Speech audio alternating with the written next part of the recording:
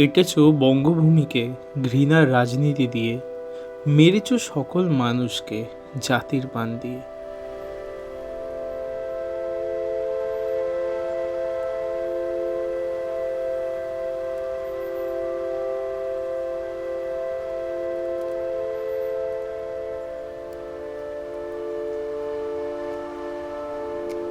আমার home town ব্যারাকপুরের আরেক নাম হচ্ছে চাণক্য। তোমার নাম কি? নাম বলে দাও। এক্সপিরিয়েন্স তো ভালোই, এতদিন পর ট্রেনে চড়ছি। বেতুয়াডুয়ারি যে আছে, বেতুয়াডুয়ারি এন্টায়ার ওয়াইল্ড লাইফ স্যাংচুয়ারিটা। তো কৃষ্ণনগর সিটি জাংশনে ট্রেন জাস্ট অ্যারাইভ করেছে। Very very good morning from Bidhannagar. বন্ধুগণ, টাইটেল আর থাম্বনেল দেখে তো তোমরা বুঝেই গেছো যে আজকে গন্তব্যটা কোথায়। তো এই মুহূর্তে আছি বিধাননগর স্টেশনের কাছে। সেখান থেকে অটো ধরে যাব কলকাতা স্টেশন, কারণ আমাদের ট্রেন 6:40-এ সেখান থেকেই ছাড়বে, হাজারদুয়ারি এক্সপ্রেস। তো যাই হোক, আপাতত দেখি কিছু পাওয়া যায় কিনা, কারণ 6:40-এর ট্রেন আর হাতে টাইম খুবই কম। তো মোটামুটি অটো পেয়ে গেছি, এই অটোতে যাব এখান থেকে। তোমরা বিধাননগর স্টেশন থেকে যদি যাও, বিধাননগর স্টেশনে নেবে একটুখানি, একদম স্টেশন থেকে বেরিয়েই অটো স্ট্যান্ড আছে, এখানে 30 টাকা নেয়। তো আপাতত অটোতে যাই, গিয়ে ওখানে পৌঁছে তোমাদের সঙ্গে কথা হবে। চলো।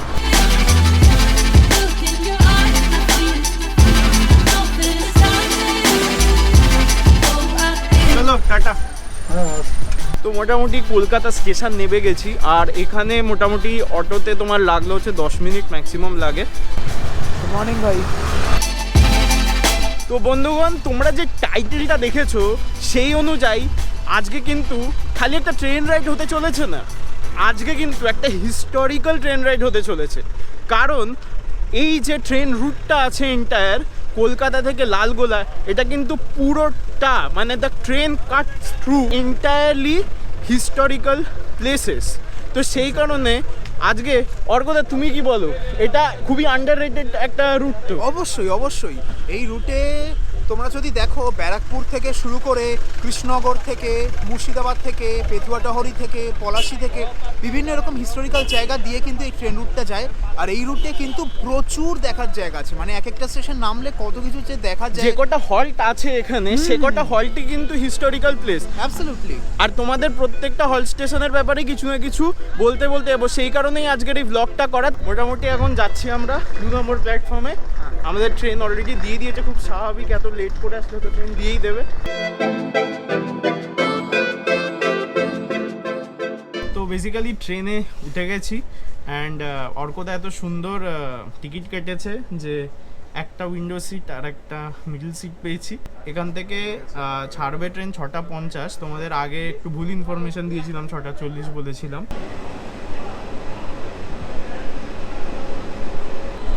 ট্রেন অন টাইম ছাড়লো। আজকের যাত্রা 13113 আপ কলকাতা লালগোলা হাজারদুয়ারি এক্সপ্রেস, যার টোটাল ডিস্টেন্স হলো 224 কিলোমিটার, আর সময় লাগে 4 ঘন্টা 35 মিনিট।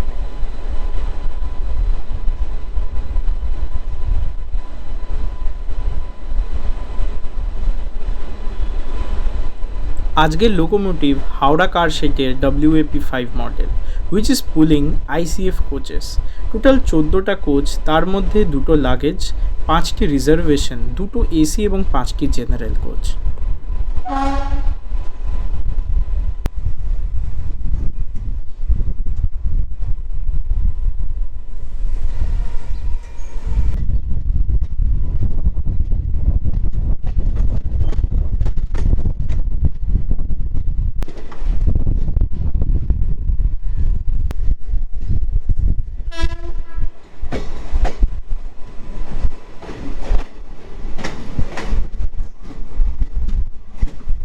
আচ্ছা, তো বলে রাখি, এই যে জায়গাটা দেখতে পাচ্ছ, এখানে নাকি একসময় একটা স্টেশন ছিল যেটার নাম হচ্ছে Ultadanga station. But with time এই স্টেশনটাকে এখান থেকে তুলে দেওয়া হয়।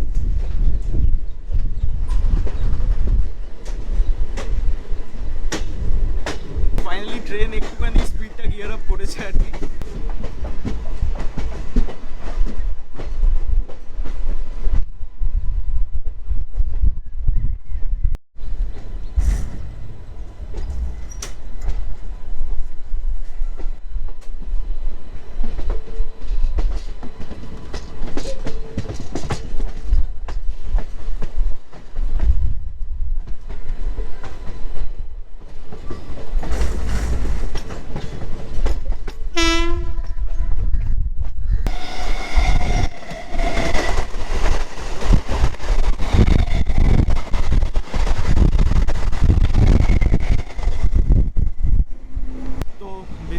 কোচের যদি রিভিউ করি তাহলে কোচ মোটামুটি একটু পুরনো কোচই দিয়েছে, মানে নতুন যে এলএইচবি কোচগুলো একদম ঝকঝকে সেই কোচ না।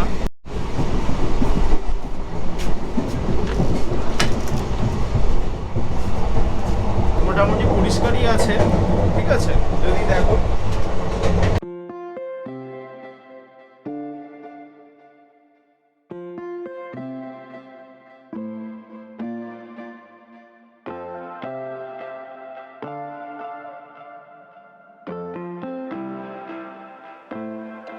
তো আমরা বেসিক্যালি D1 কোচে উঠেছি, মানে একদম ইঞ্জিনের পরের কোচটাই।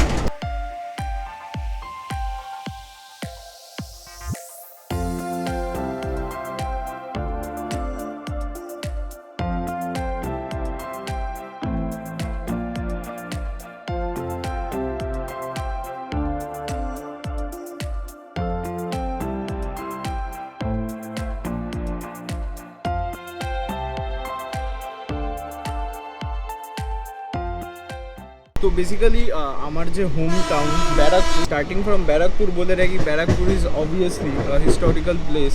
তো প্রথমে বলে রাখি Barrackpore is the oldest cantonment of India. দ্বিতীয়ত এই যে মঙ্গল পাণ্ডে নাম শুনেছেন নিশ্চয়ই, যখনই রিভোল্ট অফ 1857 হিস্ট্রি চ্যাপ্টারটা পড়েছেন, তো মঙ্গল পাণ্ডে ব্যারাকপুর ক্যান্টনমেন্টের যে রেজিমেন্ট ছিল সেখানেই একজন সৈন্য ছিল যিনি প্রথম বিদ্রোহ করেছিলেন। 10 টাকা। আমার হোম টাউন ব্যারাকপুরের আরেক নাম হচ্ছে চানক। ব্যারাকপুরের আদি নাম ছিল হচ্ছে Chanak. Barrackpore is also famous for Surendranath Banerjee's home, আর Barrackpore is also famous for its beautiful Gandhighat Mangal Pandey park, যেটা একদম গঙ্গার পাড়ে। ওয়েস্ট বেঙ্গলে হয়তো সব থেকে ফেমাস রাবড়ি এখানেই পাওয়া যায়। ব্যারাকপুর স্টেশন থেকে বেরিয়ে যদি জলুয়ার কচুরির দোকানের সামনে যান তাই সেখানে পাবেন রাবড়ি, দারুণ রাবড়ি বানানো হয়। Are also Barrackpore is also famous for it's biryani. Yes, ঠিকই ধরেছেন, দাদা বৌদির বিরিয়ানি।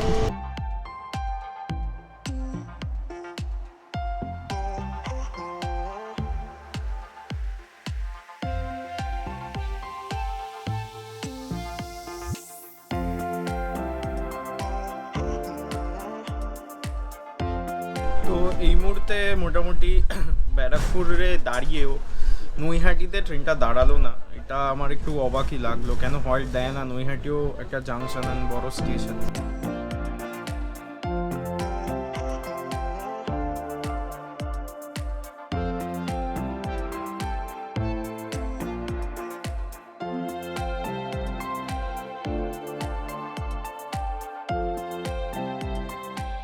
এক্সপিরিয়েন্স তো ভালোই, এতদিন পর ট্রেনে চড়ছি।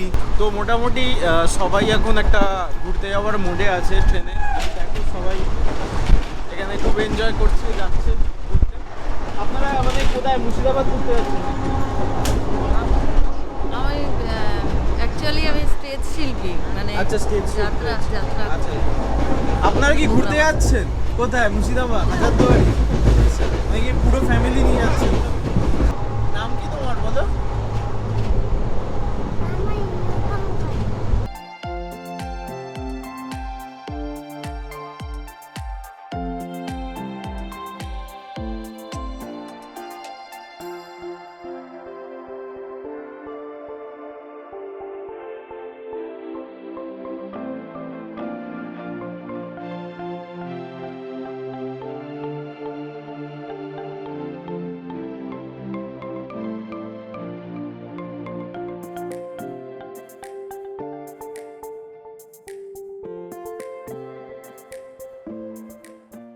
তো এই রানাঘাট যে ছোট যে শহর বা টাউন, সেটা হচ্ছে অবস্থিত চুন্নি নদীর তীরে। আর Ranaghat is also famous for Brajaballav মন্দির, যেগুলো হচ্ছে এখানে সেই অলমোস্ট 100 বছরের ওপরে, 100-200 বছরের উপরে পুরনো সব মন্দির আছে এখানে। তাছাড়া এখানে পাল চৌধুরী বাড়ি, সেটাও অনেক পুরনো। Ranaghat is also famous for pantua. তো এখানে আসলে অবশ্যই পান্তুয়াটা ট্রাই করো। বলা ভালো যে এই রানাঘাট জাংশন থেকে বাংলাদেশ আর ইন্ডিয়ার বর্ডারে 3টে রুটের লাইন যায়। একটা হচ্ছে গেদে, আরেকটা হচ্ছে লালগোলা যেটা আমরা আজকে যাচ্ছি, আরেকটা হচ্ছে বনগাঁ, যেটা হচ্ছে বনগাঁ থেকে পেট্রাপোল হয়ে যাওয়া যায়।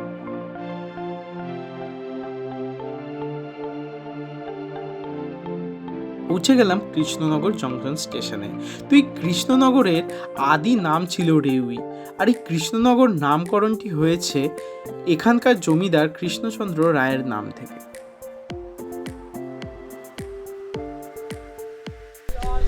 তো কৃষ্ণনগর সিটি জাংশনে ট্রেন জাস্ট অ্যারাইভ করেছে, এখানে বেশিক্ষণের হল্ট নেই যদিও।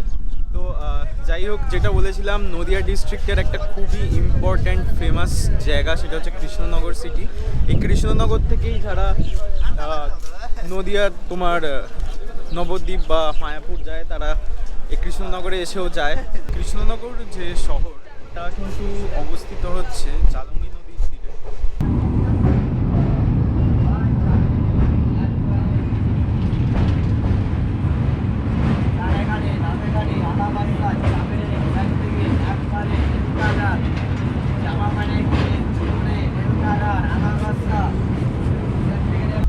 আরও বলে রাখি, কৃষ্ণনগরের যে মিউনিসিপ্যালিটি আছে সেটা কিন্তু ওয়ান অফ দ্য ওল্ডেস্ট। 1864 সালে এই মিউনিসিপ্যালিটি কিন্তু তৈরি করা হয় ব্রিটিশ আমলে। আরও বলে রাখি, কৃষ্ণনগর ইজ অলসো ফেমাস। এখানকার একটা জায়গা আছে, ছোট গ্রাম আছে, যে গ্রামের নাম হচ্ছে ঘূর্ণি। যেমন আমাদের কুমোরটুলি আছে, এখানেও একটা ক্লে পটার্স ভিলেজ আছে, মানে যেখানে কুমোর বা মাটির কাজ করার যে জায়গা আছে। এই ঘূর্ণি হচ্ছে যোগীরাজ শ্রী শ্যামাচরণ লাহিড়ীর জন্মস্থান।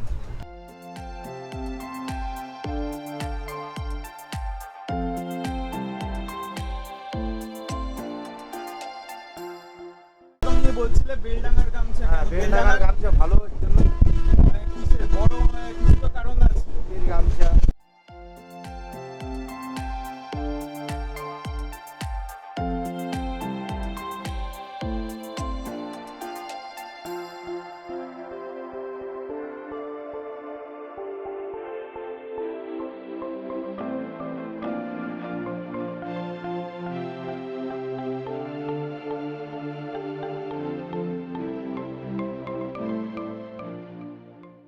তো নেমে গেছি বেতুয়াডাওরি স্টেশনে।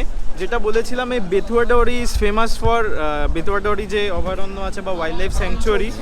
তো যাই হোক, যেটা বললাম, বেতুয়াডাওরি basically central Gangetic alluvial Ecozone যেটা আছে সেটাকে সেভ করার জন্য বা বাঁচানোর জন্য বেতুয়াডাওরি ম্যানমেড ওয়াইল্ড লাইফ স্যাংচুয়ারিটা করা হয়, যাতে আর কি এই এরিয়াটাকে সেভ করা যেতে পারে ফ্রম ইরোশন।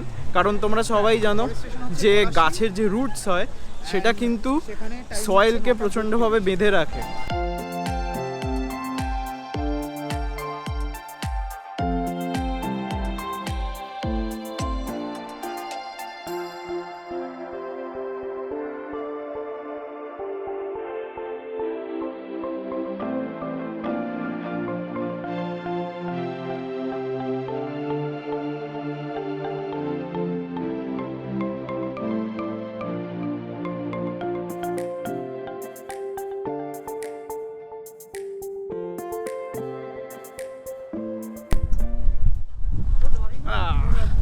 নামলাম পলাশি স্টেশনে। তো তোমরা সবাই জানো যে 1757-এ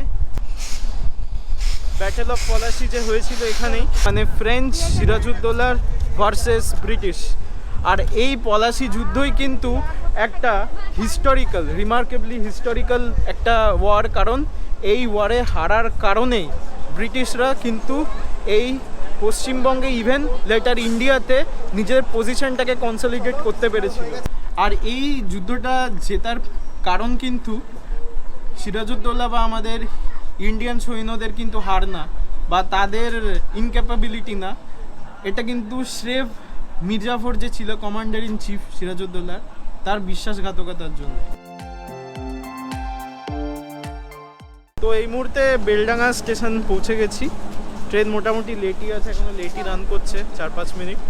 তো বেলডাঙ্গার ব্যাপারে বলি, এই বেলডাঙ্গা হচ্ছে famous for ruins of Karnasubarna বা কর্ণসুবর্ণ ঢিপির জন্যে, যেখানে শশাঙ্ক, যে হচ্ছে পশ্চিমবঙ্গের প্রথম, মানে বেঙ্গলের, পশ্চিমবঙ্গ তো তখনও হয়নি, বেঙ্গলের প্রথম ইম্পর্ট্যান্ট এক রাজা, তার রুইন্স কিন্তু সেই রাজত্বের কিন্তু রুইন্স এই বেলডাঙাতে আছে।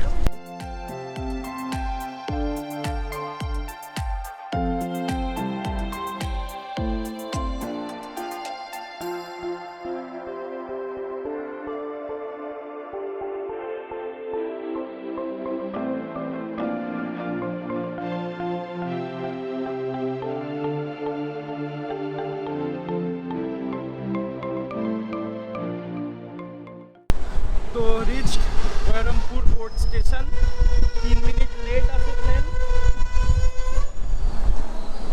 যাই হোক, ব্যাপারটা হচ্ছে এই বহরমপুর কিন্তু হচ্ছে পশ্চিমবঙ্গের 7th লার্জেস্ট শহর, অ্যান্ড এই বহরমপুর স্টেশন কিন্তু ইজ অলসো দ্য প্লেস যেখানে ব্রিটিশ ইস্ট ইন্ডিয়া কোম্পানি তাদের প্রথম স্থাপত্য করেছিল। বহরমপুর থেকে কিন্তু মুর্শিদাবাদের অনেক কিছু ঘোরার জায়গা, তোমরা এখান থেকেও যেতে পারো।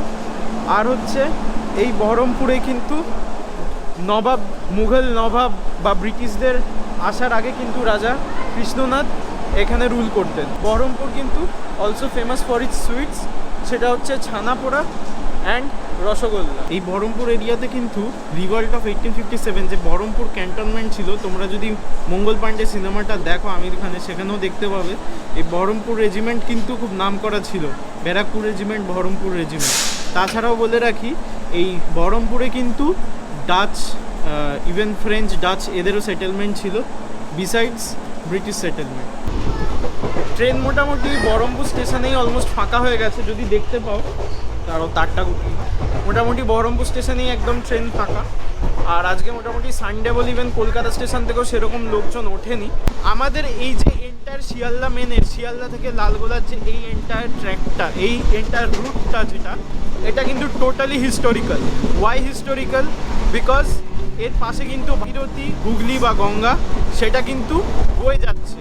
আর আমরা সবাই জানি সিভিলাইজেশন কিন্তু নদীর পাশেই প্রথমে এসে হতো, যে কারণে এই আমাদের সোনার বাংলা যে আছে এখন বাংলাদেশ, আগে বেঙ্গল, উড়িষ্যা, বিহার, আসাম, বাংলা, এখন বাংলাদেশ, সব কিছু মিলিয়ে কিন্তু একটা স্টেট ছিল, বেঙ্গল ছিল। তো এই বেঙ্গলে যেহেতু এত নদী ট্র্যাভার্স করেছে, সেই কারণে কিন্তু প্রচণ্ড রিচ জায়গা, আর যেই কারণে চাষবাস মারাত্মক লেভেলের হতো এখানে, জন্য সোনার বাংলা বলা হতো। যে কারণে এই জায়গাটা কিন্তু বাইরে থেকে বর্গি থেকে শুরু করে, তুর্কি থেকে শুরু করে, মুঘল থেকে শুরু করে, ব্রিটিশ, ডাচ, পর্তুগিজ, ফ্রেঞ্চ, সব ধরনের লোকজনকে কিন্তু অ্যাট্রাক্ট করেছিল। আর এই বাংলার ওপরে কিন্তু অনেক অত্যাচার চলেছে উইথ টাইম, রিসোর্সকে প্লান্ডার করা, সব কিছু, হিস্ট্রিকে প্লান্ডার করা, সব কিছু চলেছে। তো সেই কারণেই এই এন্টায়ার ট্র্যাকটা কিন্তু প্রচণ্ড রকমের হিস্টোরিক্যাল। তোমরা যদি সময় বার করে এই প্রত্যেকটা স্টেশনে নামো, কিছু না কিছু তোমরা একটা ইনার ডে হোক, 2 দিন হোক, 1 দিন থেকে হোক, কিন্তু ঘোড়া স্পট কিন্তু তোমরা পেয়ে যাবে। ঠিক আছে, এটা এতটাই হিস্টোরিক্যাল জায়গা এই পুরো এন্টায়ার ট্র্যাকটা। তো যাই হোক, এটাই বলার যে সময় বার করে একদিন ধরো, যাতে স্যাটারডে ছুটি, স্যাটারডে সময় বার করে সানডে এসে ঘুরে নিতে পারো জায়গাগুলো। প্রত্যেকটা স্টেশনই কিন্তু হিস্টোরিক্যাল। প্রত্যেকটা স্টেশনে আমরা বেসিক্যালি সবসময় টার্গেট করি হাজারদুয়ারির দিকে এসে, আমরা হাজারদুয়ারি, মুর্শিদাবাদে নেবে যত মুর্শিদাবাদের লোকাল সাইট সিনগুলো আছে সেগুলোকে কভার করার চেষ্টা করি। বাট আমরা লিটল ডু উই নো যে আমাদের কিন্তু বাকি যেসব জায়গাগুলো আছে, বহরমপুর হোক, বেলডাঙা হোক, পেতুয়াটহরি হোক, কৃষ্ণনগর হোক, ইভেন রানাঘাট, সব জায়গায় কিন্তু প্রচুর হিস্টোরিক্যাল স্পটস আছে, উইচ ইজ মানে তোমরা হয়তো সেরকম দেখবে না কেউ এক্সপ্লোর করেছে। তো যাই হোক, তোমরা যদি কমেন্ট সেকশনে আমাকে জানাও, তাহলে আমি এই জায়গাগুলো এক্সপ্লোর অবশ্যই করবো, তোমাদেরকে দেখাবো, একটা ভার্চুয়াল ট্রিপে নিয়ে যাবো। কি বল অর্পদা? একদম।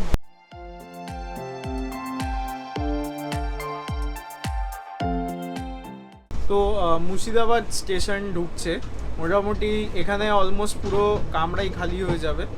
তো তারপরে অলমোস্ট 1 ঘন্টার আরও জার্নি আছে। তোমাদের বলে রাখি, বেসিক্যালি এতক্ষণ ধরে সব কটা প্ল্যাটফর্মই কিন্তু বাঁ দিকে পড়ছিল। মুর্শিদাবাদ হচ্ছে এই রুটের ফার্স্ট স্টেশন, সেটা কিন্তু ডান দিকে পড়লো।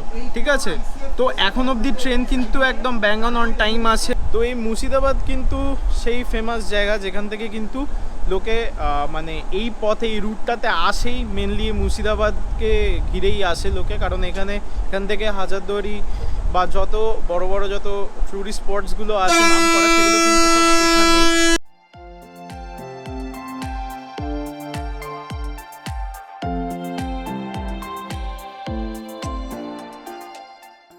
তো এবার বলে দিই মুর্শিদাবাদের ব্যাপারে।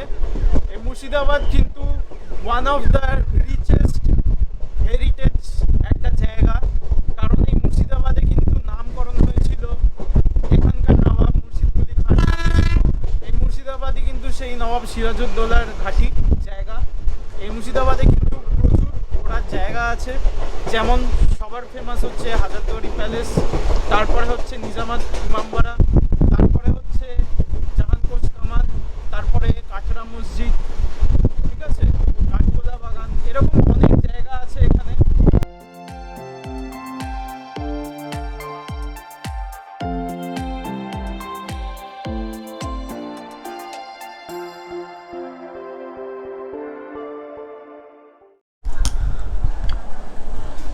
তো গাইজ একদম আহেড অফ টাইম চলছে ট্রেন, অ্যান্ড জিয়াগঞ্জে থেকে জাস্ট ছেড়ে যাচ্ছে ট্রেন।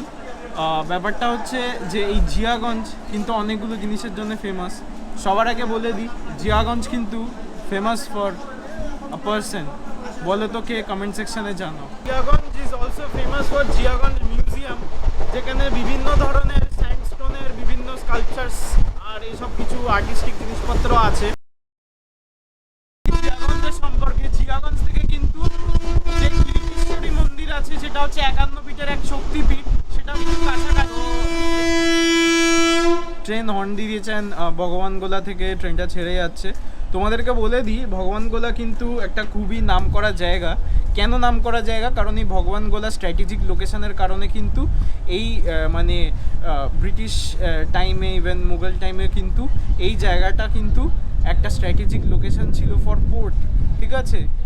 নদী মানে ভাগীরথী বা হুগলি নদীর কারণে, গঙ্গা নদীর কারণে এটা কিন্তু একটা পোর্ট হিসাবে একটা স্ট্র্যাটেজিক লোকেশন ছিল। আর ইভেন এই পোর্ট হওয়ার কারণেই, বাণিজ্য হওয়ার কারণে কিন্তু এখান থেকে এন্টায়ার যত ধরনের বিজনেস সব কিছু এখান থেকেই সামলানো হতো।